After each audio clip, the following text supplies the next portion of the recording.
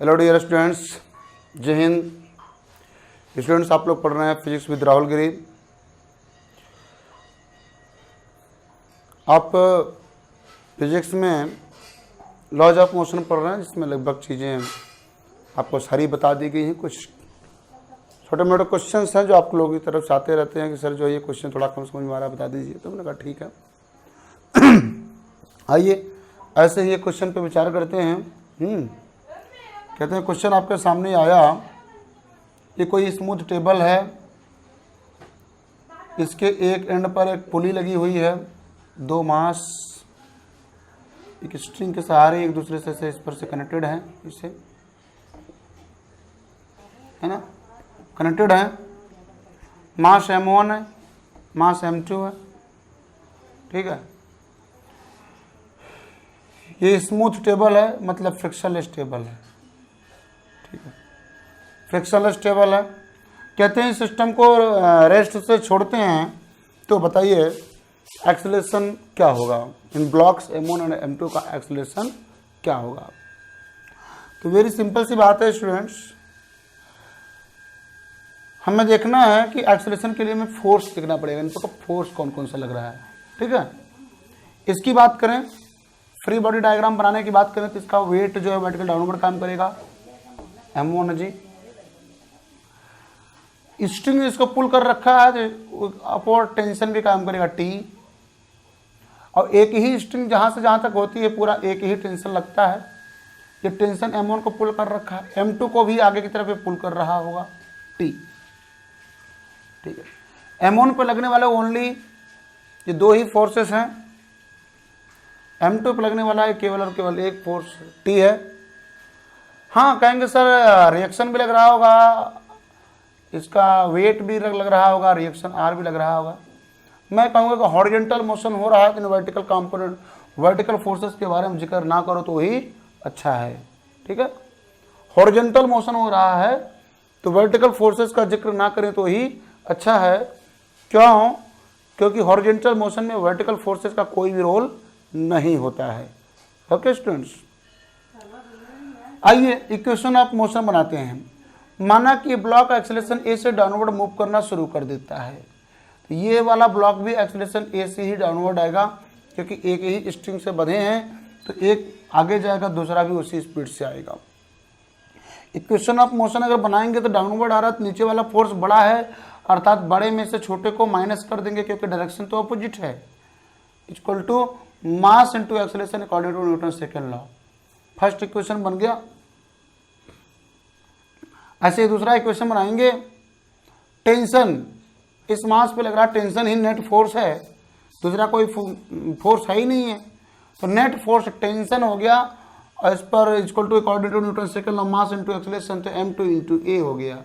Equation number 2 add कर दीजिए, adding equation number 1 and 2, T से कैंसिल हो जाएगा, m1 g इक्वल टू आ जाएगा m1 प्लस m2 इंटू ए दोनों में हम ऐड कर रहे थे, ए को कॉमन कर लिए हैं। हमको एक्सप्रेशन चाहिए, इसको लेकर डिवाइड कर देना जाएगा, a equal to m1 upon m1 plus m2 into g, means m1 g upon m1 plus m2। This is the expression for this system. ये ब्लॉक्स इस तरह से same expression m1 upon m1 plus m2 into g से आगे जाएंगे। आगे की बात करते हैं, टेंशन की वैल्यू वगैरह आपको निकालनी है, ए की वैल्यू यहाँ पुट कर दे, टेंशन मिल जाएगा, है ना। From equation number 2 tension equal to हो जाएगा m2 into m1 into g upon m1 plus m2, means m1 m2 g upon m1 plus m2 into a है ना, ये मल्टीप्लाई कर दिया m1 m2 into g upon m1 plus m2। तो इस तरह की बहुत ही आसान सा क्वेश्चन रहा, आपको मुझे लगता है कि आसानी से समझ में आ भी गया होगा, है ना। आते हैं नेक्स्ट क्वेश्चन पे। स्टूडेंट्स, नेक्स्ट क्वेश्चन अपना ये है कि हॉरिजॉन्टल स्मूथ सरफेस है, इस पे एक ब्लॉक रखा है जिसका मास 100 किलोग्राम है। इसको एक स्ट्रिंग के जरिए पुली से कनेक्ट किया गया है। अब पुली को एक स्ट्रिंग के ऊपर से होते हुए इस तरह से अरेंज किया गया है। कह रहे हैं बताइए हॉरिजॉन्टल कितना हॉरिजॉन्टल फोर्स इस स्ट्रिंग के दूसरे एंड पे लगाया जाए कि ब्लॉक में एक्सेलरेशन 10 सेंटीमीटर पर सेकंड स्क्वायर का प्रोड्यूस हो जाए। ठीक है, 100 किलोग्राम का ये ब्लॉक है। इस तरह के अरेंजमेंट से यहां से देखिए ये पुली है, ऐसे स्ट्रिंग आ रही पुली के ऊपर से ऐसे जा रही है। बात को समझिएगा, पुली के मिड पॉइंट से रस्सी जुड़ी हुई मतलब स्ट्रिंग ये आकर के ब्लॉक से जुड़ी है। ध्यान देने की बात है, फोर्स को हम पुल करेंगे, फोर्स ऐसे इधर लगाएंगे तो पुली भी मूव करते हुए आगे आएगी, पुली भी मूव करते हुए आगे आएगी। उसकी सिचुएशन ये बन सकती है, ऐसे मतलब मूव करते हुए आएगी। बात समझ रहे ना, पुली मूव करने के लिए फ्री है। ऐसे केस में करें यहाँ पे कितना फोर्स लगा दिया जाए कि ब्लॉक में एक्सेलरेशन 1 सेंटीमीटर पर सेकंड स्क्वायर का एक्सेलरेशन प्रोड्यूस हो जाए। ठीक है, तो ज़्यादा कुछ नहीं सोचना है स्टूडेंट्स। आइए पहले फोर्सेस के बारे में सोच लेते हैं, किस पर लगने वाले फोर्सेस कौन कौन से हैं। कहेंगे सर फोर्स एफ यहाँ लगाएंगे तो फोर्स एफ इस पर भी लग जाएगा, ऐसा नहीं है। पहले बताइए फोर्स एफ जिस स्ट्रिंग पे आप लगा रहे हैं वो स्ट्रिंग यहाँ से ऐसे आ रही है, तो जिस पे आप लगाएं वो उस पर ट्रांसमिट होगा, यानी यहाँ पर फोर्स एफ लग जाएगा और यहाँ पर लग जाएगा। आपके द्वारा लगाया गया फोर्स एफ इस तरह से बदल जाएगा, हाँ, इधर और इधर। तो ये कह रहे हैं सर इधर क्यों लग गया, हमने इधर लगा रखा था। देखिए भैया इधर लगा रखा था तो ट्रांसमिट हुआ इस पर खिंचा हुआ आया, तो यहाँ पुल करने की कोशिश करेगा। इसने जो रिएक्शन लगाया हुआ करके इस पर लग रहा है, ये इधर, घबराने की जरूरत नहीं है ना। मैंने बताया था स्ट्रिंग जहाँ जहाँ कनेक्टेड होती है वहाँ पर अंदर की तरफ फोर्स लगाती है। एक यहाँ पे कनेक्टेड है, पुली पर 2 जगह प्रेशर डालती है, एक इधर और एक इधर। इधर से प्रेशर डाल रही है, इधर फोर्स लग रहा है, इधर की वजह से इधर फोर्स लग रहा है, और यहाँ पे भी बधी हुई अंदर की तरफ लगा रही है। ठीक है, और स्टूडेंट जरा सोचिए आप, ये जो स्ट्रिंग जुड़ी है ये भी पुली पर इधर टेंशन लगेगा। मैं पुली को इधर खींचना चाह रहे तो इधर टेंशन लगेगा इस स्ट्रिंग के द्वारा, और इधर इक्वल टेंशन इधर लगेगा। ठीक है, इस पर वर्टिकल फोर्सेस के बारे में जिक्र नहीं करेंगे क्योंकि मोशन हॉरिजॉन्टल है। अब की बार वेट और रिएक्शन दिखाने वाले नहीं है। आइए पहले हम इस पोजीशन की बात करते हैं। ये जो पुली है इस पर कौन कौन से फोर्सेस लग रहे हैं, उनकी बैलेंसिंग क्या है। फोर्स एफ टी ये लग रहा है। देखिए स्टूडेंट्स इसमें एफ और टी ये 3 फोर्सेस लग रहे हैं। ध्यान देने की बात है, पुली अगर मासलेस है, कैसी है, मासलेस फ्रिक्शनलेस पुली है, तो सीधा सीधा राइट का फोर्स इक्वल टू लेफ्ट का फोर्स, और कुछ नहीं। अगर मास होता इक्वल टू एम ए वगैरह हो जाता, net force equal to M A, लेकिन मास नहीं है ना। यहाँ पे जितने क्वेश्चन आपको मिलेंगे मासलेस पुली मिलेंगी। तो मासलेस पुली के लिए आपको ऐसे करना है, total right force equal to total left, मतलब इक्वल एंड अपोजिट फोर्सेस और balancing each other, T equal to 2F। उसके बाद इस ब्लॉक के बारे में बात करना है, तो ब्लॉक पर काम करने वाला सिर्फ और सिर्फ एक ही फोर्स है और टेंशन है, मास m। तो T इक्वल टू ma बन गया। T का वैल्यू कितना है, यहां से देखिए 2F है, कितना है 2F। मास इंटू एक्सेलरेशन, मास कितना दे रखा है 100 किलोग्राम, एक्सेलरेशन 10 सेंटीमीटर पर सेकंड स्क्वायर है, इसे हम 0.1 मीटर पर सेकंड स्क्वायर लिख सकते हैं, है ना। 10 सेंटीमीटर मीटर में बदलने के लिए 100 से डिवाइड तो 0.1 बन जाएगा, तो 0.1। तो 2F इक्वल टू ये क्या बोलते हैं इसको, आ जाएगा 10, F इक्वल टू आ जाएगा 5 न्यूटन। मीन्स इसमें एक्सेलरेशन 0.1 मीटर पर सेकंड स्क्वायर का प्रोड्यूस करने के लिए यहां पर 5 न्यूटन का फोर्स लगाना पड़ेगा। कितने का स्टूडेंट्स, 5 न्यूटन का फोर्स लगाना पड़ेगा। तो स्टूडेंट्स आइए नेक्स्ट क्वेश्चन करते हैं। कहते हैं कि कोई स्मूथ सरफेस है जिस पर एक ब्लॉक रखा हुआ है जिसका मास m1 है। कितना मास है, मास m1 है। यहां पर उसको एक स्ट्रिंग से जोड़ा गया जो एक पुली पर से होते हुए दूसरे पुली को घुमाते हुए यहां पे आकर के जुड़ी हुई है, ठीक। और दूसरी पुली से एक ब्लॉक m2 लटकाया गया है। ओके फ्रेंड्स, ये ब्लॉक को स्ट्रिंग से जोड़ा गया जो एक पुली पर से होते हुए दूसरे पुली के राउंड घूमते हुए आकर के यहाँ रिजिड सपोर्ट से जुड़ी है। और एक दूसरा ब्लॉक इस पुली से लटकाया गया है। तो सबसे पहले करेंगे रेस से छोड़ेंगे तो इन ब्लॉक्स का एक्सेलरेशन क्या होगा। कहेंगे सर सेम सेम होगा, नहीं, सोचना पड़ेगा। तो स्टूडेंट्स आप लोग देखिए इसमें कैसे निकालेंगे। बहुत सिंपल वे में आपको बताऊं। देखिए, माना कि इस ब्लॉक ने डिस्टेंस जो मूव किया x मूव किया, ब्लॉक की पोजीशन वहां से यहां बन जाती है, ठीक है। ब्लॉक ने मूव किया x डिस्टेंस, दोनों का एक्सेलरेशन क्या होगा, मैं उसमें रिलेशन की बात कर रहा हूं, क्योंकि देखिए पिछले केसेस में दोनों का एक्सेलरेशन सेम होगा ऐसा कहना आसान था, लेकिन इसमें थोड़ा मुश्किल है, हाँ? माना कि m2 ने x डिस्टेंस डाउनवर्ड मूव किया, ओके। तो जरा विचार कीजिए पुली कितना मूव की होगी, पुली भी x डिस्टेंस मूव की होगी नीचे की तरफ, पुली भी x डिस्टेंस मूव की होगी नीचे की तरफ, यानी इसकी पोजीशन ऐसी बन गई होगी, ओके। इसकी पोजीशन ऐसी बन गई होगी और ये थ्रेड अब यहां से पास कर रहे होंगे। तो भैया इस तरफ थ्रेड की लेंथ जो बढ़ी है, इधर x और इधर x, तो थ्रेड की लेंथ में जो डाउनवर्ड इंक्रीमेंट हुआ 2x, कितने का हुआ है 2x। देखिएगा इनका ब्लॉक नीचे गया, कितना नीचे गया x, ये पुली भी कितना नीचे गई x, जुड़े हैं एक दूसरे से, पुली नीचे गई x, तो स्ट्रिंग की जो लेंथ इधर थी, मान लीजिए L1 थी, उसमें इंक्रीमेंट कितने का हुआ x का, और इधर वाली जो लेंथ थी, यहां से देखिए ये वाली जो लेंथ थी L2, इसमें भी इंक्रीमेंट हुआ x का, है ना। और इधर की लेंथ जो थी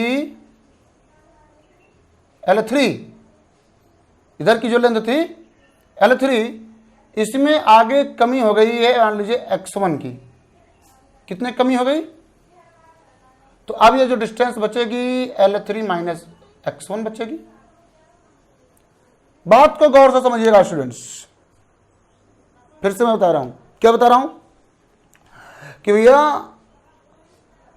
ये नीचे आया, ये आगे गया, ये आगे गया, कितना आगे गया x1, तो इधर जो पूरी लेंथ L3 थी, अब लेंथ बची L3 माइनस x1, कितनी बची L3 माइनस x1, और इधर ध्यान दीजिए ये नीचे इधर आया, इधर x का इंक्रीमेंट, इधर भी x का इंक्रीमेंट, तो पहले जो L2 थी अब हो गई है L2 प्लस x, अब पहले जो यहाँ पे L1 थी अब हो गई L1 प्लस x।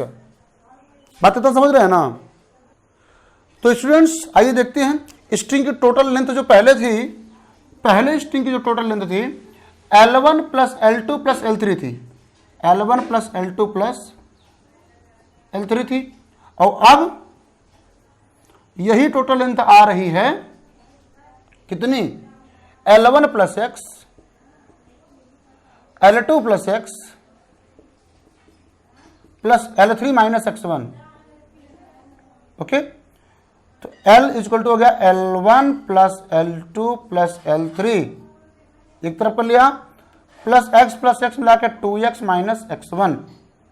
इसका मतलब भी कैपिटल L होता है, इधर कट जाएगा तो बचेगा 0 equal to 2x minus x1, यानी x1 इक्वल टू आ गया 2x, कितना आ गया 2x, x1 इक्वल टू आ गया 2x, ध्यान देने की बात है, x1 इक्वल टू आ गया 2x, मतलब जितना डिस्टेंस m2 ने ट्रेवल किया उसका डबल डिस्टेंस m1 ने ट्रेवल किया, है ना।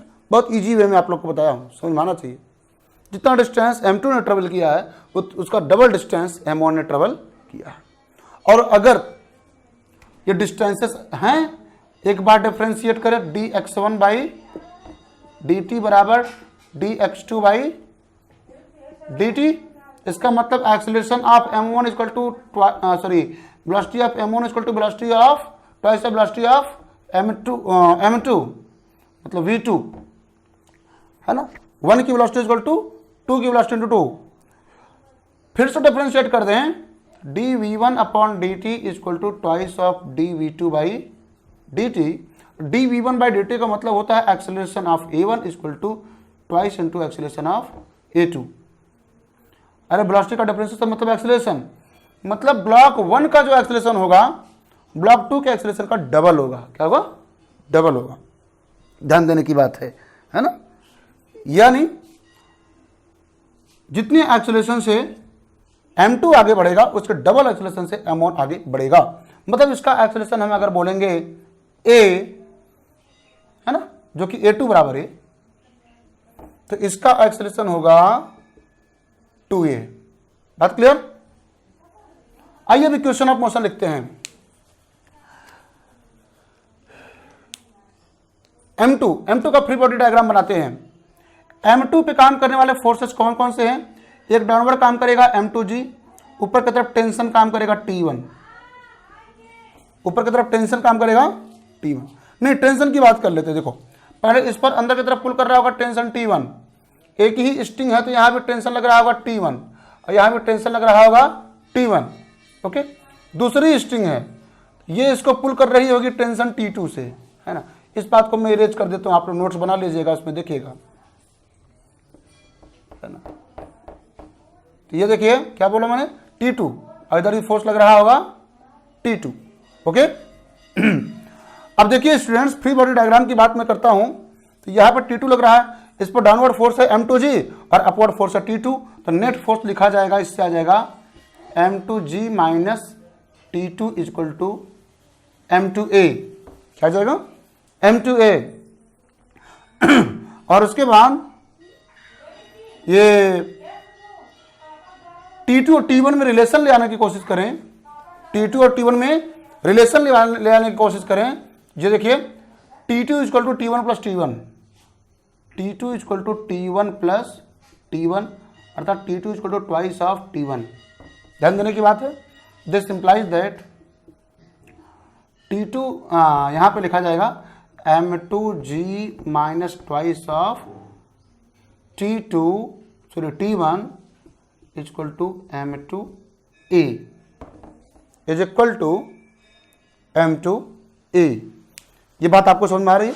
ओके, एक क्वेश्चन नंबर 1 बना देते हैं। दूसरा यहां से देखिए, एक आपने यहां देख लिया, एक पुली पर देख लिया, T2 और T1 में रिलेशन लाने के लिए पुली को देखना पड़ा। उसका m1 के लिए फ्री बॉडी डायग्राम अगर आप बनाने की कोशिश करेंगे, देखिए क्या आएगा, ये सब आप नोट कर लीजिएगा। देखिए स्टूडेंट्स, m1 के लिए सिर्फ एक ही बात है, T1 इक्वल टू m1a। क्या है? T1 इक्वल टू m1a, ए नहीं a1, अर्थात T1 equal to m1 into 2a, T1 equal to 2m1a। Okay, इसमें 2 से मल्टीप्लाई कर दें तो 2T1 इक्वल टू 4m1a हो गया। बात समझ रहे? 2T1 इक्वल टू 4m1a हो गया। No doubt. क्यों मल्टीप्लाई किया? ताकि इक्वेशन नंबर 1 के साथ ऐड करने पे कैंसिल हो जाए। देखो 2T1 यहाँ पे है, 2T1 यहाँ पे है, ऐड कर लें। ऐड इक्वेशन नंबर 1 एंड 2, 1 में प्लस किया 2 को, क्या आएगा? 2T1 गायब, आएगा m2g इक्वल टू यहाँ से 4m1a, वहाँ से प्लस m2a, ए कॉमन कर लेंगे तो m2g equal to 4m1 plus m2 into a आएगा। ये ला करके डिवाइड कर दें तो एक्सेलरेशन मिल जाएगा किस ब्लॉक का? ब्लॉक m2 का, जिसका एक्सेलरेशन a माना गया है। implies that acceleration of the block will be equal to m2g upon 4m1 plus m2। Okay, तो स्टूडेंट्स आपको ये बात समझ में आई होगी। इस तरह से हमने एक्सेलरेशन इसका फाइंड कर लिया। स्टूडेंट्स ये a आया है, a मतलब m2 का एक्सेलरेशन, यानी जिसको हमने a2 माना हुआ था। तो a1 इक्वल टू होता है ट्वाइस ऑफ है, यानी 2 m2g upon 4m1 plus m2। तो स्टूडेंट्स इस तरह के क्वेश्चंस ऐसे छोटे मोटे, मतलब कई पुलिस को लगा देना, कई ब्लॉक को लगा देना, कई स्ट्रिंग को लगा देना, ऐसे क्वेश्चंस पहले बहुत आते थे, लेकिन अब थोड़ा कम हो गए हैं। तो लेकिन छोटे मोटे क्वेश्चन जो आपके बोर्ड में भी जरूरी हैं, है ना, आपके 11th एग्जाम में भी बहुत जरूरी हैं। ऐसे क्वेश्चंस को मैं लगभग बता करके आप लोग की बातें मैं क्लियर करने की कोशिश कर रहा हूँ। उम्मीद है कि आपको ये समझ में आ गया होगा। तो ये बात है, देखिए स्ट्रिंग की टोटल लेंथ वाली कांस्टेंट वाली बात से जो मैंने आप लोग को बताया, ये आप किसी भी क्वेश्चन में करके देख सकते हैं आराम से, है ना। ऐसे ही इसे कांस्टेंट रिलेशन बोलते हैं और ये रिलेशन निकालना बहुत ही ज़रूरी होता है। इसी से हम जो उसमें डिफरेंट पुलीज या ब्लॉक्स हैं उनके एक्सेलरेशन में रिलेशन निकाल सकते हैं। तो उसके बाद जो हमारे यहाँ पे इक्वेशन ऑफ मोशन बनेगा उनमें आराम से रिलेशन स्टेब्लिश करके सॉल्व करके वैल्यूज को फाइंड कर सकते हैं। ओके स्टूडेंट्स, इसको बहुत अच्छे से ध्यान से देख करके समझ लीजिएगा, ना समझ में आए कम से कम 2 बार देख लीजिएगा। ओके स्टूडेंट्स, तो मुझे लगता है आपको सारी बातें समझ में आई होंगी और इन पर बेस्ड क्वेश्चंस को आप सॉल्व करने की कोशिश भी करते रहिए। कोई दिक्कत हो तो बताइए। ओके स्टूडेंट्स, थैंक यू, जय हिंद।